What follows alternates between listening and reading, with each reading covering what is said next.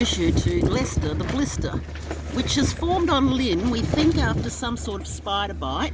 It's been growing for 3 days now. It's quite a large blister, so Lynn's going to pop it and we're all going to enjoy it. So here we go. And there. Oh, there goes Leicester the blister. Oh, nice.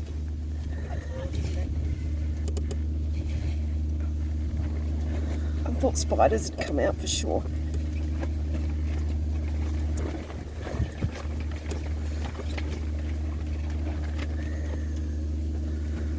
What's that? It's a spider. The baby spiders are coming out.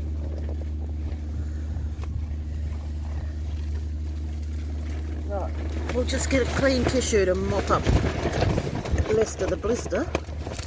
Unfortunately, around here nothing is really clean.